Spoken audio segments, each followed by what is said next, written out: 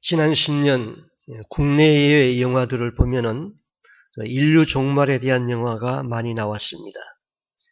외계인의 침략으로 행성이 떨어지고 핵전쟁으로 환경이 파괴되고 눈에 보이는 제국들이 무기력하게 무너지는 모습들이 영화로 나오고 만화로 나오고 사람들에게 익숙해졌습니다. 이것은 우연인 것만은 아닙니다. 세상 문화를 주관해 가는 사람들도 다가오는 심판에 대한 무서운 영적 예감을 느끼고 있는 것입니다. 성경은 세상 종말과 함께 적그리스도가 나타나서 득세한다고 기록되어 있기 때문에 우리 신앙은 적그리스도, 이단 이런 것에 대하여서 대처하여야 합니다. 저는 30대 중반부터 한국에서 일어나는 이단 대처에 대하여서 활동을 했습니다.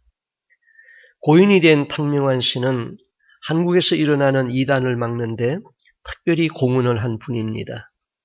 이분과도 함께 일한 적이 있습니다. 고인이 된 원세호 목사는 대전 침례신학교 교수이면서 영성이 대단한 목사님이었습니다.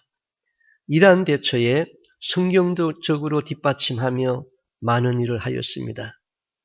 이분들과 함께 이단을 막는데 함께 일했습니다. 이단과 싸운다, 힘든 일입니다. 탕명환 씨는 이단 퇴치에 앞장서서 일하다가 이단의 칼에 맞아 죽었습니다. 이단은 불법과 속임수의 명수입니다. 사람을 예사로 죽입니다. 그 배후에는 귀신이 역사하고 있기 때문이죠. 그때에 원세호 목사 주관으로 청지기 훈련원을 만들어서 목사들 재교육을 하였습니다. 매주 월요일에 그분이 심호하는 교회에 목사님들이 많이 모여서 함께 성경을 연구하고 있었습니다. 그때 장막성전이죠. 지금의 신천지의 뿌리가 되는 것입니다. 그 장막성전, 이 신천지가 이단인 것을 탕명환 씨가 운영하는 월간지 현대종교에다가 기사를 썼습니다. 그랬더니 신천지에서 청지기 훈련원을 자기들이 운영하는 교육기관으로 둔갑을 시켜서 광고를 하기 시작했습니다. 그리고 원세호, 탕명환, 한희택, 누구누구는 장막성전에서 운영하는 청지기 훈련은 강사라고 인터넷에 광고하고 나섰습니다.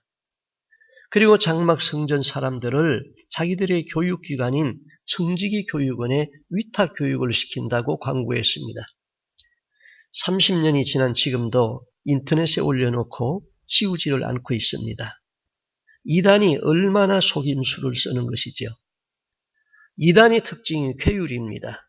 그들은 속임수에 능합니다. 그들은 진실이 없습니다. 사실 저는 이단에 대처하면서도 늘 이런 생각을 했습니다. 성도들에게 가르쳐야 할 진리가 많은데 그것도 다 가르치지 못하고 있는데 잘못된 성경 지식을 가진 사람들, 이단들 이런 것을 강의하는 것은 합당치 않다고 생각했습니다.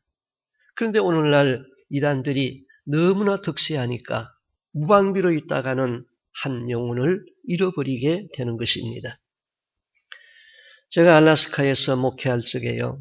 저희 교회에 기도를 많이 하는 집사님 한 분이 있었습니다. 그런데 어느 날 예배가 끝나면은 어떤 사람이 밖에서 기다렸다가 태워가지고 갑니다. 그래서 갑자기 그분이 예배만 끝나면은 사라지고 없어집니다. 그 집사의 딸이 교회 중등부 학생인데 중등부를 지도하는 교사가 교회에서 세크리티리로 일을 하고 있었는데 저에게 기뜸을 해 주었습니다. 그 집사가 매주일 여호와 증인에게 가서 성경을 배운다는 것입니다. 제가 집에 방문했습니다. 이미 여호와 증인에 깊이 물들었고 그 교리를 더 배우겠다는 것입니다. 그렇게 기도를 많이 하던 사람, 불쌍한 사람을 자기 집에 데리고 와서 밥을 먹이고 잠을 재우고 오직 신앙으로 살던 사람, 그래서 저는 다른 사람은 몰라도 이분만은 천국에 확실히 들어갈 것이라는 그런 확신이 있었습니다. 그런데 저의 권고를 무시하고 이단에게서 더 배우겠다. 저에게 배신감이 밀려왔습니다. 그리고 또 한 영혼을 잃어버린 데 대한 책임감이 밀려왔습니다. 집에 몇 번 방문했습니다. 그가 결정적으로 이단에서 다시 나오게 되게 한 말씀은 이렇습니다. 집사님, 예수님 사랑하지요? 그렇지요, 예수님 사랑하지요. 여호와 정의는 예수님은 창조된 피조물로서의 하나님이고 여호와만이 참신입니다.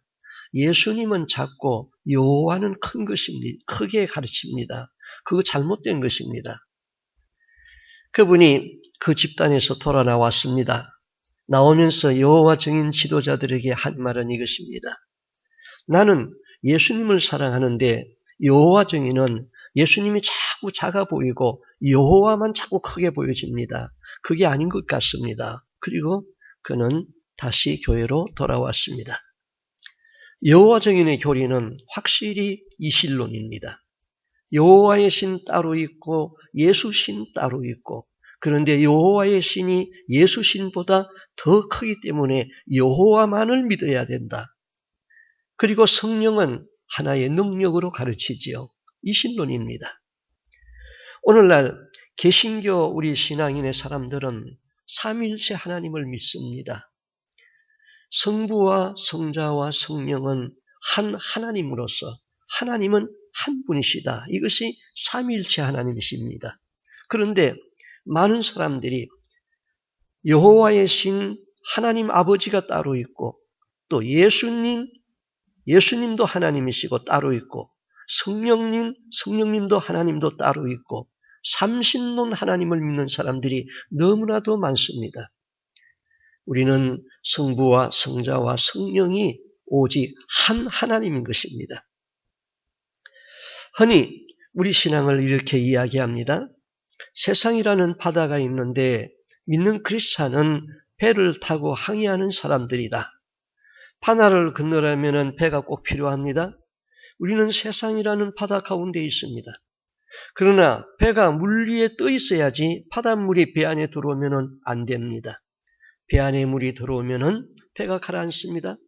우리 신앙이 그렇습니다. 세상 가운데 살지만은 세상 물이 내 신앙 안에 들어오면 안 됩니다. 물이 들어오지 못하도록 막아야 하는 것입니다. 변증가들은 교회를 두 분류로 나누었습니다. 첫째는 다리를 놓는 사람들, 이 브리지 빌드라고 했습니다. 우리가 세상 안에 살고 있는데 어떻게 세상을 거절하고 살 수 있느냐? 창녀에게 전도를 하려면 창녀촌에 가야 하지 않느냐? 그래서 세상과 교회는 서로 다리를 놔야 한다. 이 사람들은 세상과 교회 사이에 다리를 놓는 브리지 빌드라고 했습니다. 결과는 어떻게 되었을까요? 그 사람들은 세속주의로 타락했습니다.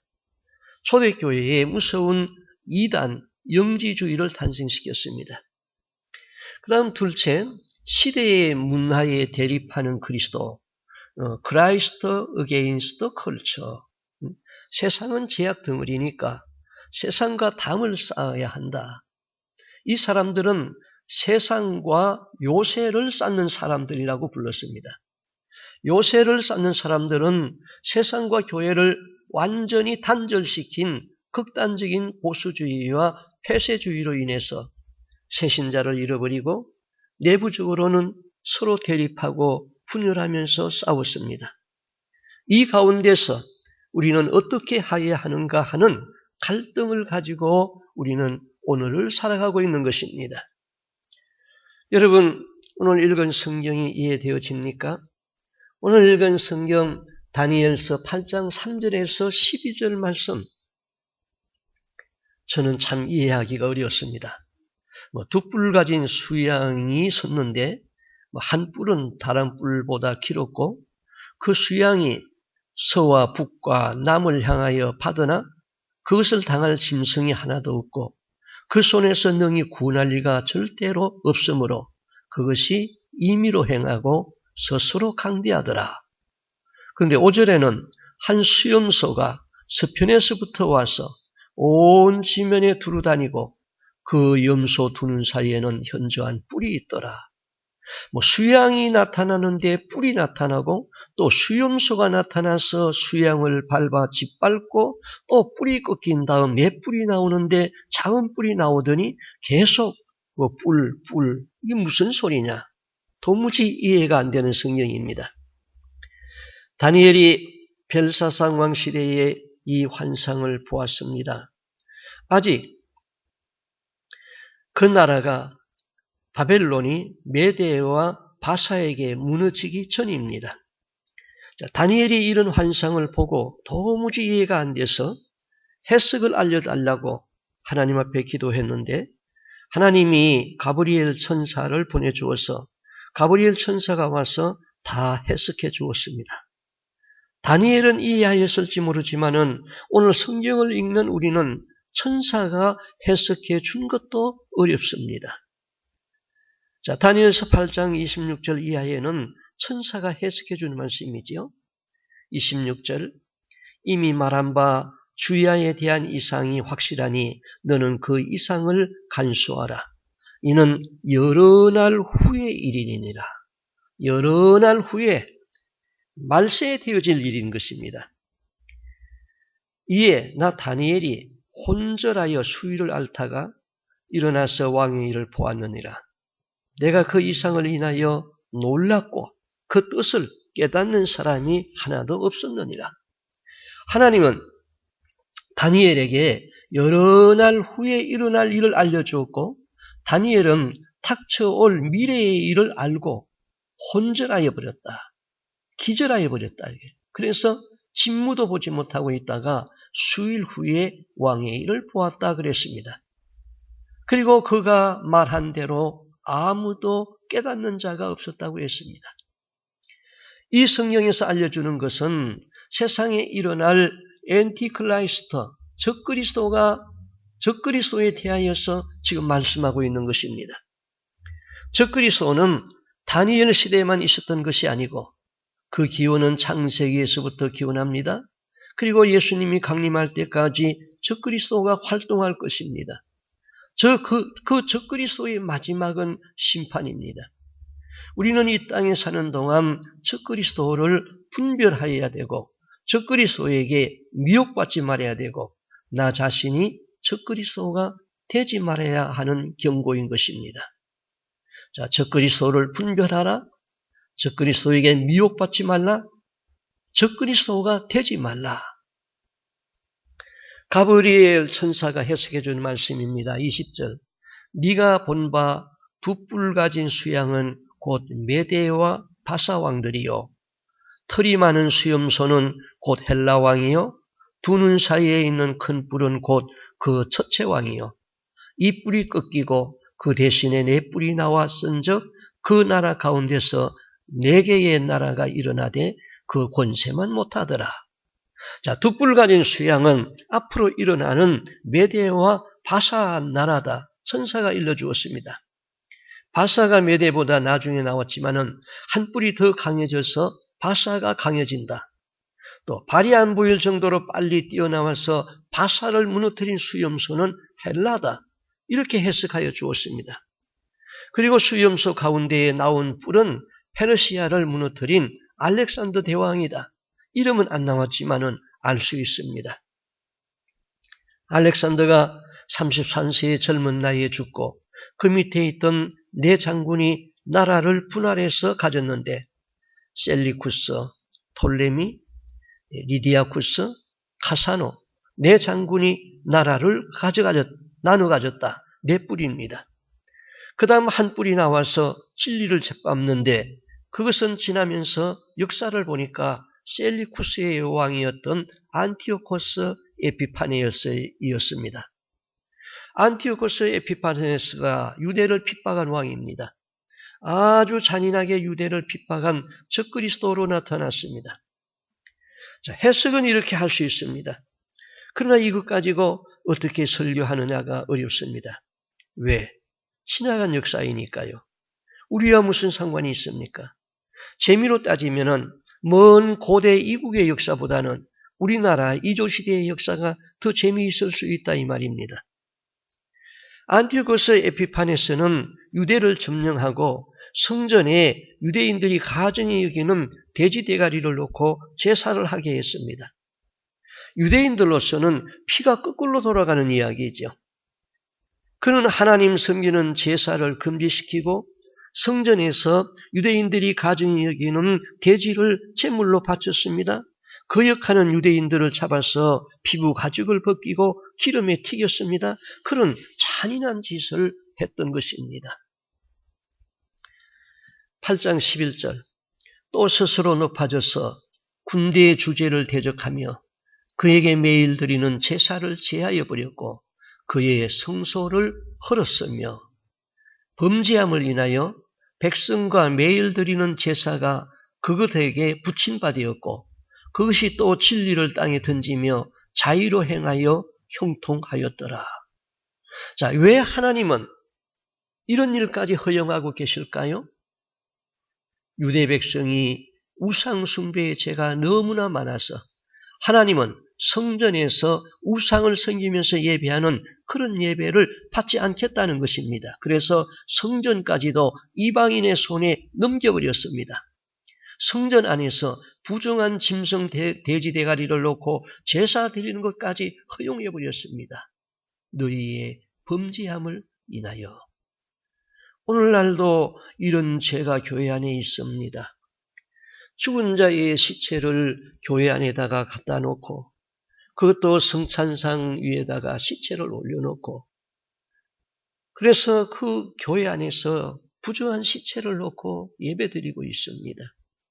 모르니까 그런 일을 하는 것이지요. 이것이 우상숭배의 죄인 줄 알면은 그런 일을 하지 않지요. 이전에 유대 나라도 하나님 섬긴 나라입니다. 그들은 하나님을 섬기는데 교회 안에 혼합신앙으로 우상숭배가 너무나도 많았습니다.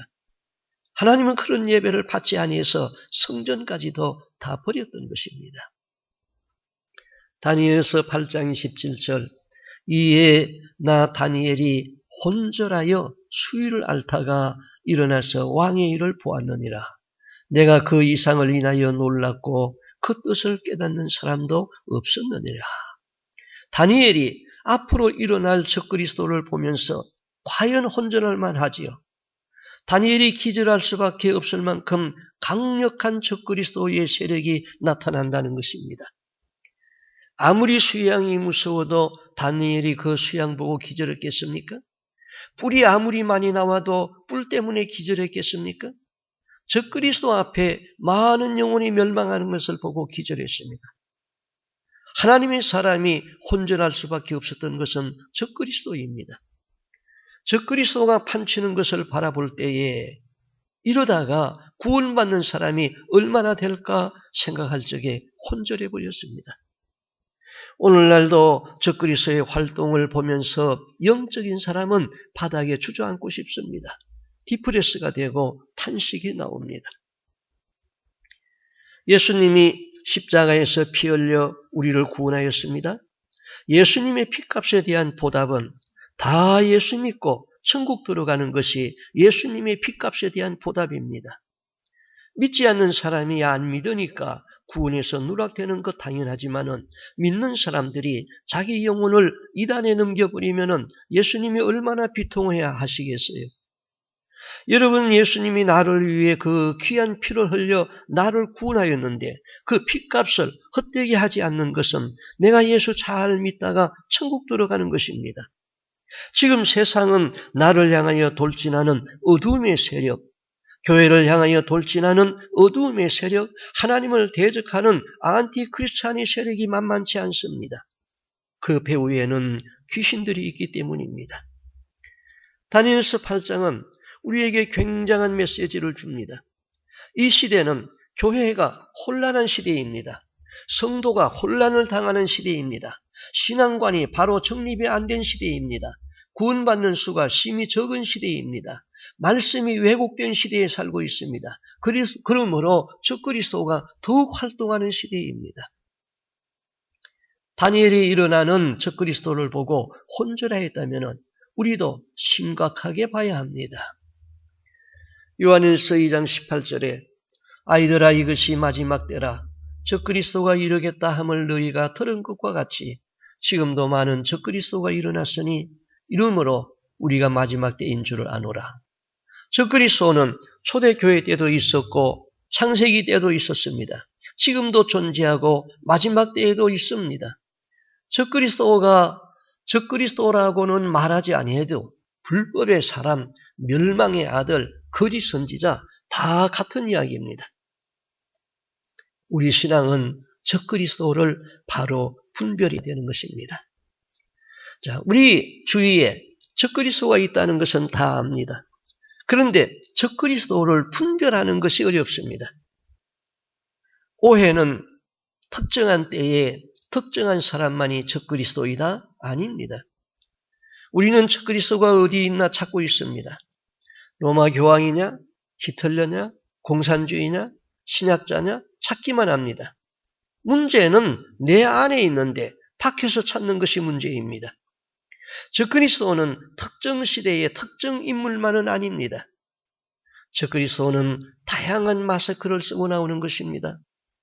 어떤 때는 양의 탈을 쓴 이리로 나오고 어떤 때는 거짓 선지자로 어떤 때는 자기 정체를 감추고 있었는데 지금까지 그 사람을 존경하고 배우고 있으니 얼마나 많은 사람이 속고 있는지요.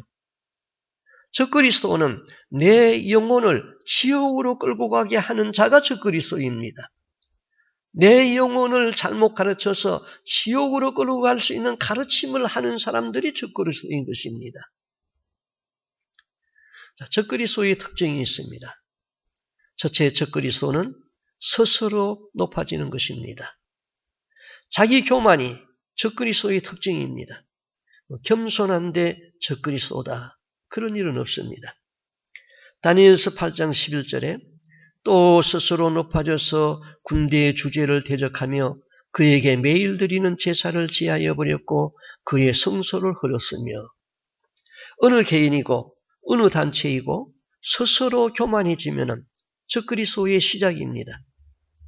여러분도 스스로 교만해지면 적그리스도가 되는 가능성이 있습니다. 적그리스도 실력이 있어야 되지. 나 같은 사람이 아닙니다. 그렇다면 적그리스도는 안 되지만은 적그리스도의 졸개는 될 수 있다 그 말입니다. 락뮤직 가수 마이클 잭슨이 그렇게 많은 인기를 끌었습니다. 락뮤직은 사탄의 것입니다. 아이들 마음속에 있는 허영과 인기, 그런 우상이 아이들 마음속에 있기 때문에 그가 인기를 끌었습니다. 음악은 노래함으로 우리의 영성이 살아나고 거룩한 마음과 하나님 경외함이 있으면 찬송이 됩니다. 그런데 그 음률의 파장이 우리의 육체를 자극하여서 쾌락이 되면 거기에는 악한 영이 역사하고 있는 것입니다. 복음성가라는 이름으로 그런 노래가 교회 안에서 불러지면 안 되는 것입니다. 우리 자녀들이 그런 노래를 부르면 귀신을 부르는 초청장이 되는 것입니다. 마이클 잭슨만 사탄에게 잡혔느냐? 아니지요. 그를 좋아하고 추종하고 광란을 피우는 아이들도 잡힌 것이지요. 그러므로 스스로 높아지려는 모든 사람은 적그리스도가 될 가능성이 있다는 것이죠. 수없이 많은 이단들이 다 그랬습니다. 정권도 그랬고 석학들도 그랬습니다. 영성 있는 크리스찬의 리더들이 그랬습니다. 한국 교회사에 영성이 뛰어난 두 사람, 기도하면 병이 낫고 심지어 안수 기도한 물을 가지고 바르면 병이 낫고 그래서 물장수를 한 사람이 있습니다. 그런 사람 두 사람을 덜라 하면은 하나는 전도관의 박태선 장로였고 또 하나는 통일교회 문선명 교주였습니다. 박태선 장로 한강 백사장에서 집회할 적에 많은 인파가 모였습니다. 신유의 은사가 강력하게 나타났습니다. 그런데 스스로 높아져서 어느 날 내가 하나님이다 선포했습니다. 그를 추종하는 사람들에게 새로운 기도를 가르쳤는데 새 하나님의 이름으로 기도하라고 가르쳤습니다. 그 새 하나님이 누구입니까? 박태선입니다. 문선명 교주 이분도 초창기는 예수를 잘 믿던 사람입니다. 그런데 스스로 높아져서 예수는 실패했다, 장가도 못 갔다, 예수가 죽으면서 나에게 세상을 구원하라고 했다, 이런 엉터리 같은 말을 해도 그 말이 먹히는 것은 그들 가운데 같은 영, 교만이 있기 때문에 같이 가는 것입니다. 미국에서 성경 공부를 가장 잘 가르친 사람이 누구냐고 물으면 누구이겠습니까? 그 사람이 러셀이라는 사람입니다. 러셀에게서 배운 사람들은 직접 예수님에게 들은 것처럼 감동을 받았습니다. 제가 신학교 다닐 적에 러셀의 설교집이 인기였습니다.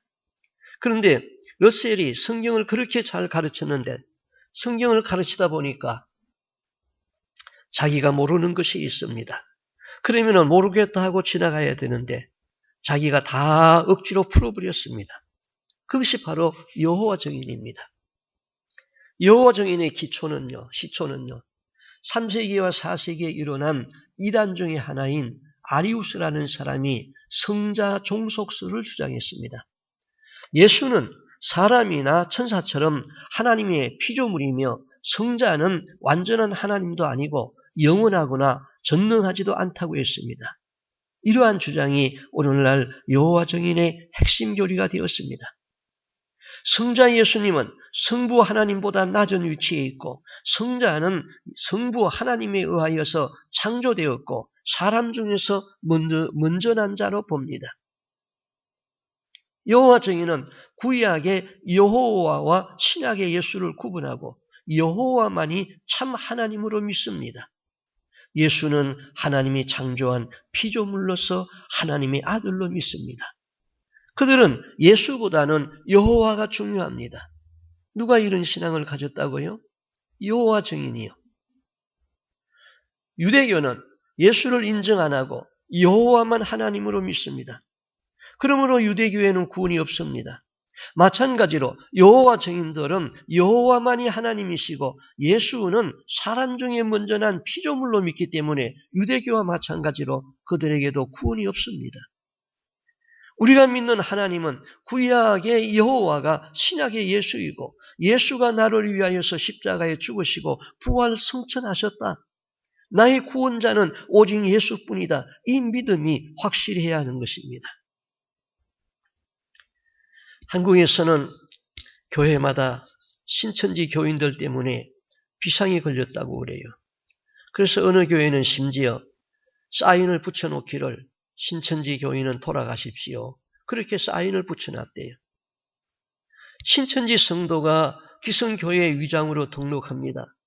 교회 등록하면은 새벽기도 열심히 나오고요. 11조 잘하고요. 주일 성수합니다. 충성합니다.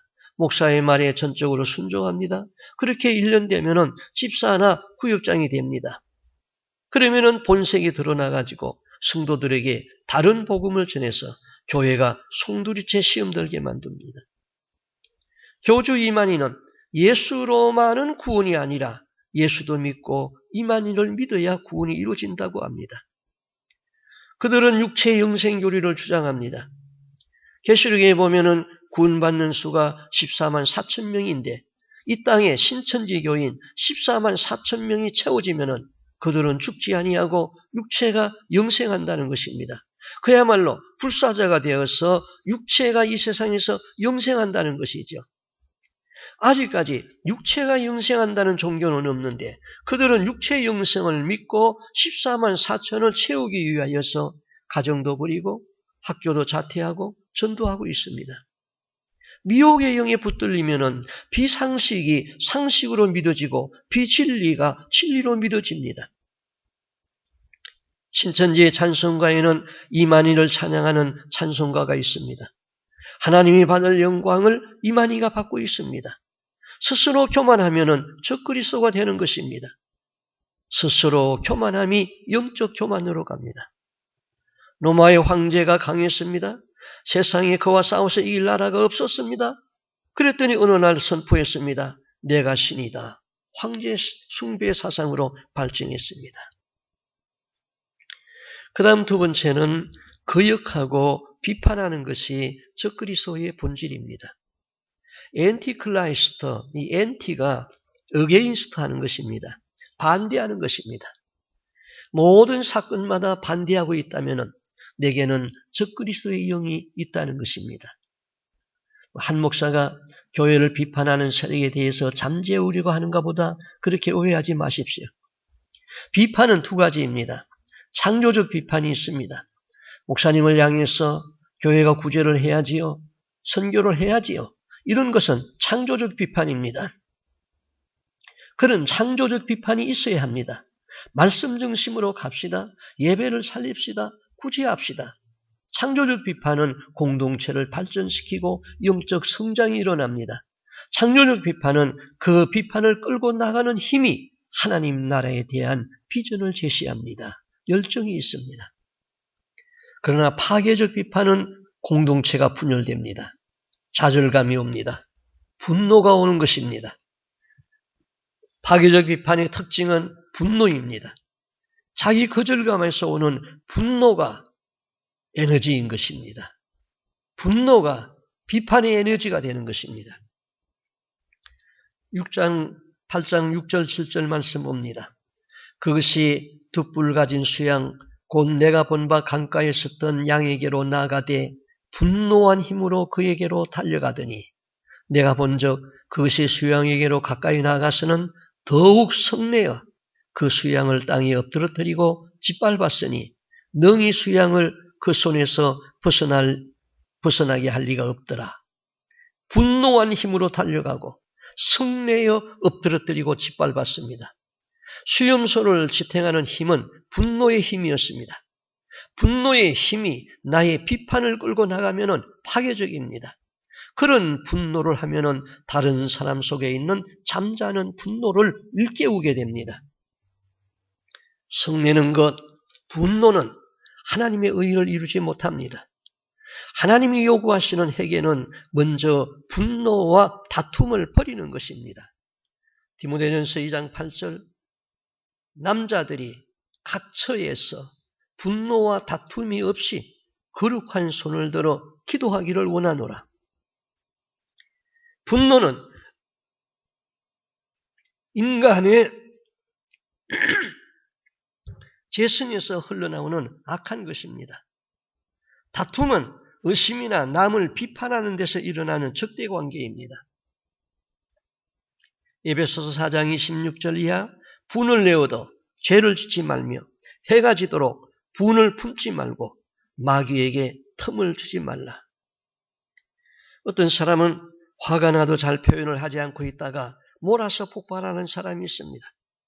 또 어떤 사람은 대놓고 분노를 폭발시키지 않지만은 속으로 분노를 사귀면서 복수의 마음을 갖습니다. 가슴에 한으로 맺어버린 내적 분노는 속병을 만듭니다. 어떤 모양의 분노이건 분노는 주위 사람들에게 해악을 끼칩니다. 특히 분노를 품고 기도하면 기도가 막히고 마귀가 그 기도를 받아버립니다. 받은 은혜를 가장 쉽게 쏟아부리는 일이 화내는 것이죠. 뭐 대단한 일로 화내는 것도 아닙니다. 사소한 일을 가지고 분노를 만듭니다. 남한테 무시당했던 일, 잘 풀리지 않는 나의 현실, 나를 이해 못하는 주위 사람들, 이런 것들이 나를 성낼 준비를 시키고 있는 것입니다. 주님도 성전에서 분노를 일으켰다고 하면서 분노를 합리화하는 사람이 있습니다. 우리는 예수님이 아닙니다. 우리는 전지전능자가 아니기에 사실을 정확하게 모릅니다. 섣불리 화를 내지 마십시오. 분노를 충동질하는 것은 나쁜 것입니다. 꺼지지 않는 분노는 영혼을 병들게 합니다. 분노는 마귀에게 틈을 주는 것입니다. 분노 때문에 잘 살던 부부가 이혼합니다. 교회 안에서도 이야기하여 보면 다 괜찮은 사람들인데 분노 때문에 싸우고 갈라집니다.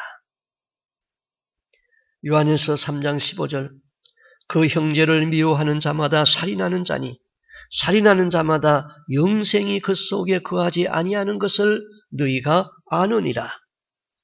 영생이 그 속에 거하지 않는다는 것은 형제를 향한 미움을 품고 있으면 구원을 잃는다는 뜻입니다. 적그리스도는 종말에만 나타나는 것이 아닙니다. 창세 때부터 세상 종말까지 있고 또 지금 우리 주위에 있습니다.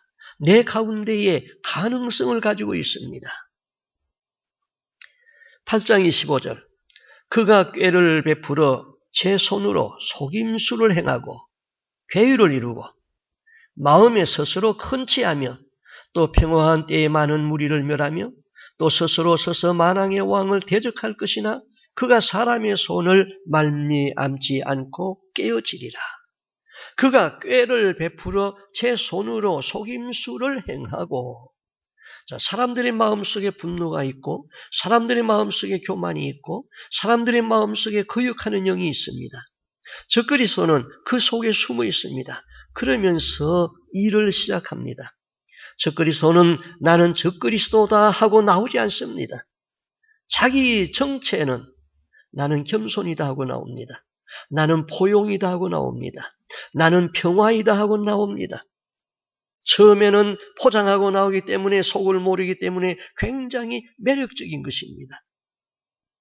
WCC, 세계 평화를 가장하고 나온 단체입니다. 몇 년 전에 한국 부산에서 세계 WCC 모임이 있었습니다. 그때 한국 측 회장이 명성교회 김사만 목사님이었습니다. 김 목사님 개인적으로 보면은 성공한 목사님입니다. 성도가 7만이나 됩니다. 그런데 WCC 그 예배가 TV에 다 공개되었습니다.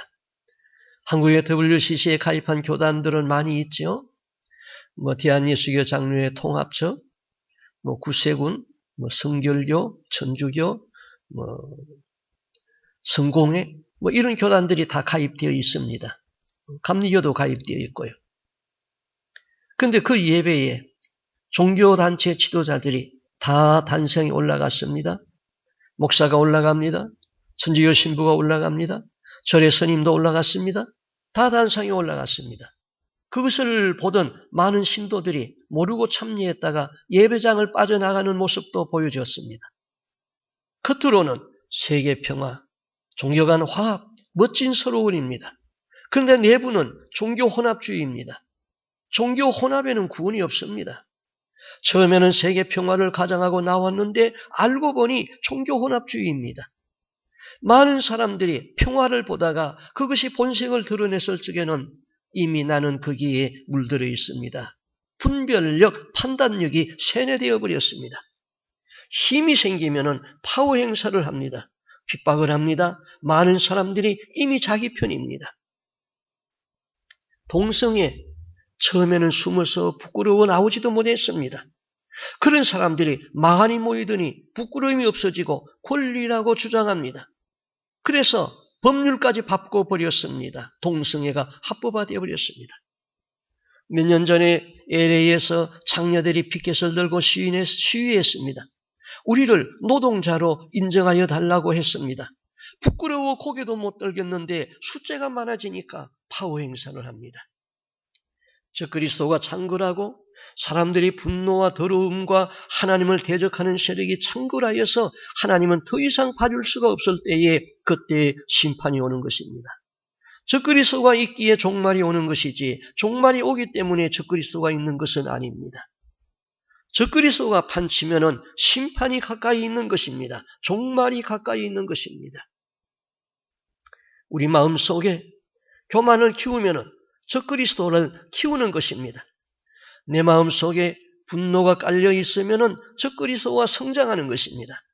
개인적으로는 영적으로 좌절하고 짜증나고 기도가 안 되고 다른 사람을 사랑으로 보지 못하고 비판하는 말이 나오고 그 비판을 다른 사람들이 들으면은 좌절되고 그렇다면은 적그리스도의 영이 내게 들어와 있는 것입니다. 그런 사람들이 자꾸 많아지면은 이 사회는 적그리스도의 세력으로 들어가는 것입니다. 그런 적그리스도 밑에서는 사람들의 영혼이 다 죽습니다. 구원받을 백성이 없습니다. 다니엘은 이러한 세상이 오는 것을 보고 기절해버렸습니다. 이러다가는 구원받을 백성이 아무도 없겠구나 하고 기절해버린 것이죠. 우리는 적그리스도의 세력을 막아야 됩니다. 어떻게 막느냐? 적그리스도를 분별하십시오. 내 마음에 들어온 분노와 교만은 내 것이 아닌데 그것을 빨리 털어내지 못하고 끌어안았기 때문입니다. 끌어안고 있어봐야 전혀 도움이 안 됩니다. 떼어내버리세요. 쓰레기통에 버리세요. 이 시대에 깨어있는 그리스도인이 되시기를 바라고 다 천국에 들어갈 수 있는 거룩한 주의 성도들이 되기를 주님의 이름으로 부탁드립니다. 기도하겠습니다. 하나님 아버지, 세상은 너무나도 어두웠습니다. 우리의 영혼을 멸망시키는 어두움의 세력이 이 도시를 덮고 있습니다. 주여, 우리로 하여금 깨어서 기도하게 하여 주시옵소서. 교만을 내어버리고 분노를 내어버리게 하여 주옵시고 성령의 조명으로 하나님의 말씀을 바로 깨달아서 바로 증거할 수 있고 우리의 신앙이 항상 깨어 있어서 진리에 바로 서게 하여 주시옵소서. 주님, 득세하는 저 그리스도의 세력을 볼 적에 영혼에 대한 경각심을 갖게 하여 주옵소서. 이러다가는 구원받을 수 있는 백성이 너무나도 적다는 것을 깨닫고 우리로 하여금 경성하게 하여 주옵시고 기도하게 하여 주옵소서. 우리가 예수 그리스도가 나를 위하여서 십자가에서 흘리신 그 피공로가 헛되지 않게 하는 것은 우리가 예수를 바르게 믿고 우리가 구원받아 다 천국에 들어가는 것입니다. 주님은 오늘도 그것을 우리에게 원하고 있습니다. 우리로 하여금 진리의 사람이 되고 성령의 사람이 되고 믿음의 사람이 되고 구원에서 낙오됨이 없이 다 천국 들어갈 수 있는 귀한 하나님의 백성 되기를 소원하옵고 존귀하신 예수님 이름으로 기도하옵나이다. 아멘.